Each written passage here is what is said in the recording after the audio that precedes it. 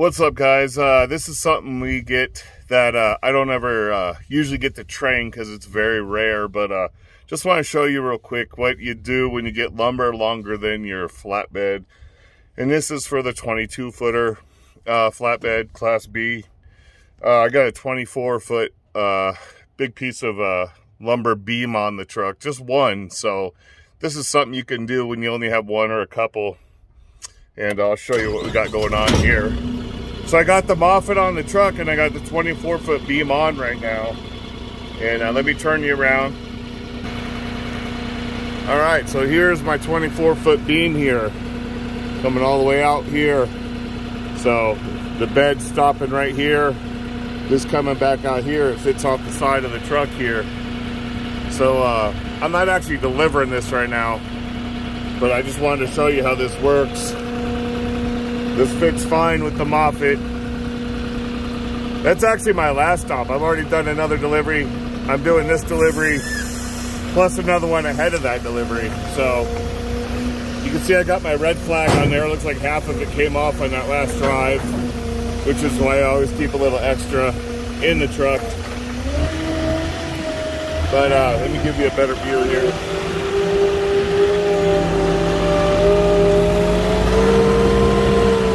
So this lumber is all special order and all, it's all bunked together, or banded together, I mean. So this is what we're delivering up top, this bunk here, but this is a part of its order of itself, the long lumber with this on top here. So as you can see, it's red flagged off the side, and I was able to get the Moffett on. So this was scheduled originally for me to drop the Moffett at the job site, go pick up the lumber at the store, and then come back to the job site, and then pick up my Moffett and leave. So it was scheduled for a 2-stop delivery, which we're making 1 stop out of it. I was able to see it when I got to the store for my first deliveries, which is nice, and cut myself a little short on my day by realizing I didn't need to do a Moffett drop. So that's always nice. Saves another half an hour out of the day, depending on how far from the store you are. But let's go ahead and get this other one off the top.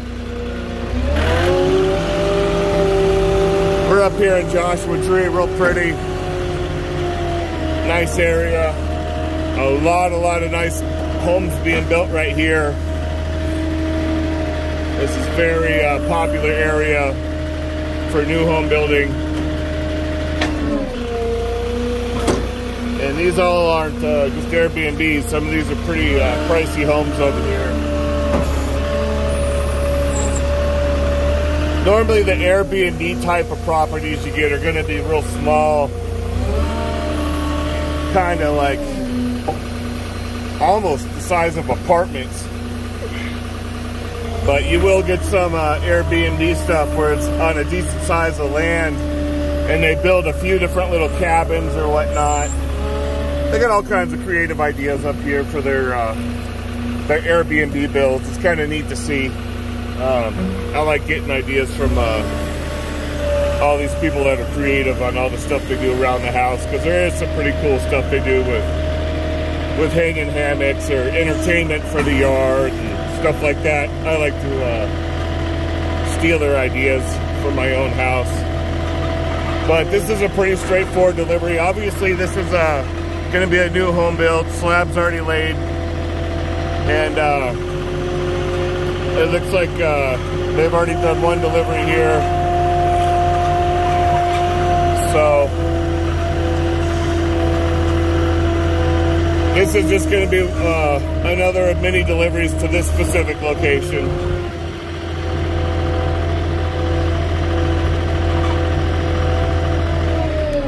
And what I'm doing right now is just following the Moffett tracks that are ahead of me.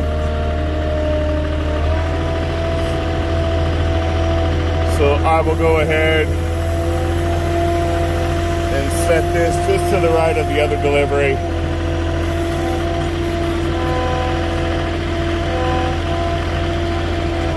Alright. I'm gonna go lay out my lumber and then drop it right here.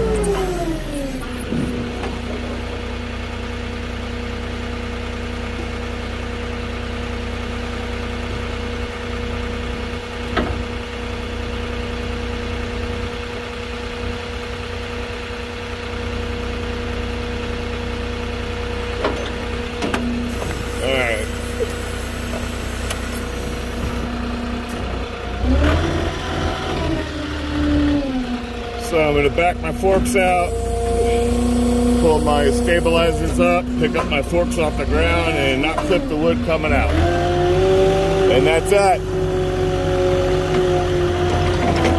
So that was the easy delivery. This video is just to show you one of the options you have with 24-foot lumber on a 22-foot truck.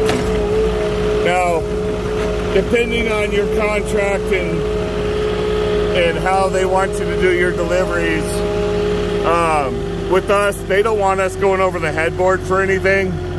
So, with that beam, they probably wouldn't want me putting the beam on top of the concrete block. So you just got to go by what the rules that you are given. If you do have a boss or a contract, you got to follow the rules. So right now this is perfectly fine for us. Saves us a little fuel, saves me a little time, and this forklift's going to fit back on here just fine. Now you want to make sure when you're coming back on and you're sucking the Moffett in, you want to make sure you're not hitting this and then breaking the wood and stuff. So I was watching that all the way in, but that's it. So safely done. That's it. I got my red flag there, so we should be good to go the rest of the way. I'm just going right down the street. And give me a like, give me a comment if you want. Subscribe to the channel if you're new and want to see more content like this. But I'll catch you all on the next one.